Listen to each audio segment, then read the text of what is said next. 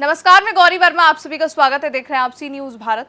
1 जुलाई से देश में नए कानून लागू हो गए हैं और इसका उत्सव दुर्ग जिले के सभी थाना चौकियों में मनाया गया। दुर्ग पुलिस कंट्रोल रूम के उत्सव में पुलिस और प्रशासन के उच्च अधिकारी शामिल हुए।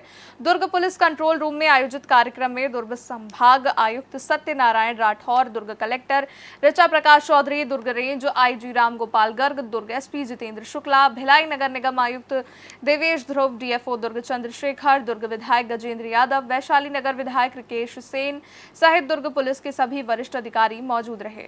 हमारे देश के जो भारतीय दंड संहिता है, दंड संहिता 1861 में अंग्रेज मन के समय में स्वतंत्रता संग्राम सेनानी के पहला जब घटना है, ओखर बाद ये बनाए गई यहाँ के पुलिस के द्वारा तत्कालीन अंग्रेज शासन में।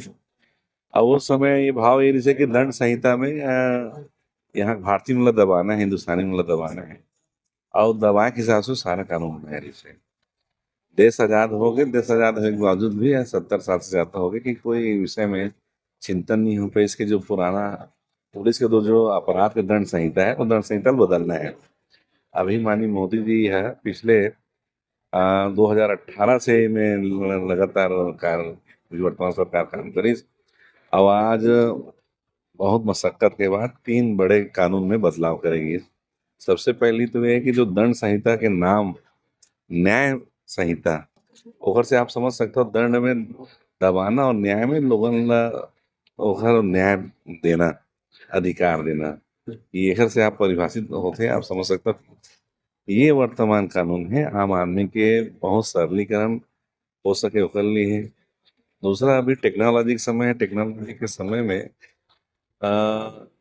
जैसे पुराना दंड संहिता उस समय तो टेक्नोलॉजी रीच नहीं है, मोबाइल रीच नहीं है, मतलब मानत नहीं जिसे एविडेंस के रूप में।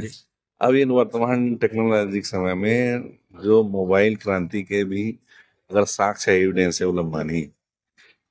जब ज़्यादातर ऐसे होते हैं कि कई गांव में लोगन माना बाहर घूमने गए, तीर्थ व्रत गए, केदारनाथ बद्रीनाथ गए, घर में चोरी हो जाते हैं। वो प्रार्थी परेशान रहा है कि वो रिपोर्ट कैसे हो, जब तक वो नहीं आई तो रिपोर्ट नहीं होती इस तरीके। अब जो प्रार्थी जहाँ भी है वहाँ से वो ऑनलाइन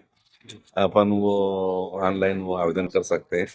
तो बहुत सरल हो गया और बहुत सारा चीज़ चेंज हो है। उसमें लगभग 511 जो धारा है उसमें 494 में परिवर्तन हो। एक बहुत ऐतिहासिक निर्णय शासन द्वारा ले गए हैं। देखिए, समझने की आवश्यकता ये है कि आईपीसी भारतीय दंड संहिता अब हो गया है न्याय संहिता।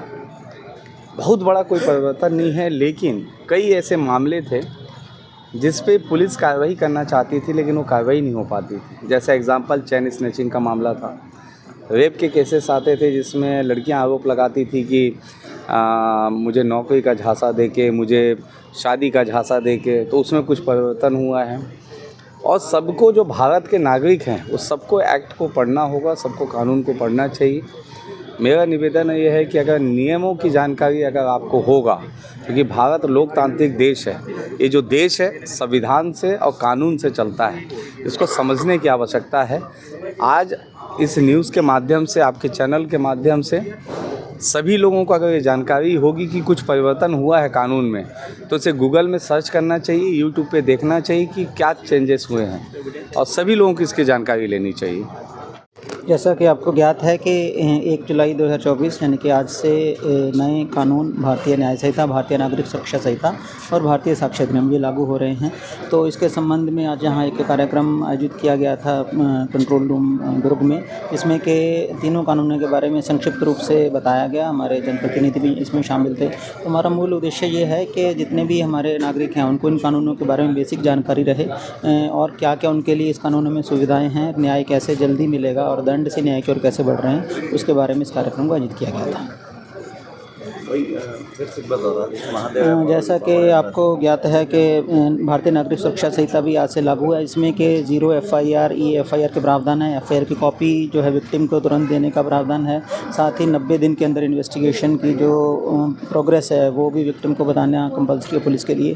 साथ ही टेक्नोलॉजी का यूज़ इसमें ज़्यादा से ज़्यादा करने के प्रावधान है, जैसे कि किसी भी सर्च एंड सीजर को वीडियोग्राफी करना कंपल्सरी है। साथ ही जो महिला संबंधी अपराध हैं उसमें जो FIR करते समय महिला अधिकारी ही FIR करेगी और उसकी वीडियो रिकॉर्डिंग FIR करते समय उसके किए जाने का भी प्रावधान है। साथ ही न्यायालय के लिए भी इसमें समय सीमा कई केसेस में निर्धारित की गई है कि कैसे विक्टिम को न्याय जल्दी मिल सके, तो ये सारे प्रावधान हैं। साथ ही 1 जुलाई 2024 से ये कानून लागू हो रहे हैं। तो जो क्रिमिनल ज्यूरिस्प्रूडेंस का जो प्रिंसिपल है कि जो नए कानून लागू होते हैं, जो पुराने अपराध ऑलरेडी घटित हो चुके हैं और जो भी ऑलरेडी केसेस चल रहे हैं वो पुराने तरीके से ही चलेंगे, क्योंकि जो अपराध पहले हो चुके हैं उनको नए कानूनों के अंतर्गत नहीं लिया जा सकता, परंतु आज की डेट से जो भी अपराध होंगे वो नए कानूनों के अंतर्गत जाएंगे। किन मामलों में वीडियोग्राफी और ऑडियोग्राफी होगी? जैसे मैंने बताया, सर्च एंड सीजर कोई भी होगा तो उसमें वीडियोग्राफी और ऑडियो रिकॉर्डिंग कंपलसरी है, सर्च करने की प्रक्रिया की, और साथ ही विक्टिम्स की जो सिग्नेचर्स हैं और उसकी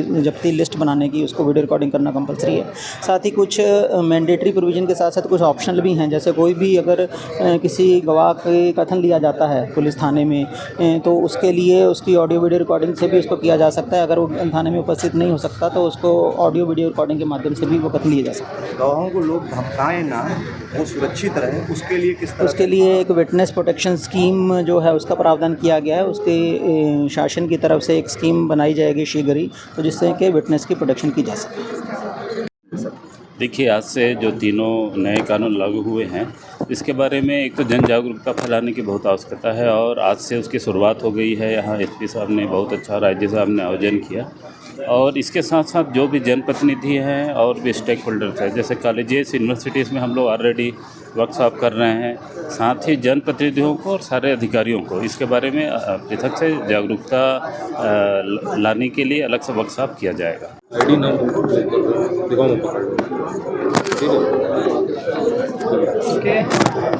सर बताएंगे, आज संशोधित कानून आज लागू किया, 3 नए कानून क्या? भारत सरकार द्वारा जो 5 साल के अथक प्रयास से नए आपराधिक कानून बनाए गए थे, उसके लिए 1 जुलाई 2024 का दिन निर्धारित किया गया था, जिस दिन से वो प्रवर्तन में लाइव होने थे। आज वो ऐतिहासिक दिन और ऐतिहासिक क्षण है जब ये लाइव हो गए हैं। इस कानूनों का जो उद्देश्य था, भारत सरकार ने जिस उद्देश्य के तहत इसको लाया था कि न्याय प्रणाली निष्पक्ष हो, त्वरित हो और सबके पास बहुत ईजिली पहुंच सके, बहुत आसानी से पहुंच सके, इन्हीं 3 उद्देश्यों को ध्यान में रख के ये लाया गया था। तो पूरे पुलिस प्रशासन का, दुर्ग पुलिस का ये प्रयास रहेगा कि सरकार ने जिस भावना के साथ इसको लाया है, जिस उद्देश्य के तहत इसको लाया है, उस उद्देश्य के तहत पुलिस का हर एक व्यक्ति, पुलिस अधीक्षक से लेकर नीचे कांस्टेबल रैंक तक, इसी भावना के साथ इसमें लगा रहे और सरकार के द्वारा लाए गए और परिवर्तित किए गए इन नवीन कानूनों को सफल करने में अपनी पूरी महती भूमिका निभाए और पब्लिक को जो इससे राहत मिलनी है, पब्लिक को जो इससे चेंज महसूस होना है, परिवर्तन महसूस होना है, उसको वो फील कराए, जिसकी पूरी जिम्मेदारी पुलिस डिपार्टमेंट के ऊपर है, क्योंकि इन कानूनों को लागू करने की जो पहली सीढ़ी है वो पुलिस के पास से शुरू होती है। तो मैं दुर्ग छत्तीसगढ़ से सी न्यूज संवाददाता लोकेश साहू की रिपोर्ट। इस रिपोर्ट में फिलहाल के लिए इतना ही। देश दुनिया की बड़ी खबरों के लिए देखते रहिए सी न्यूज भारत।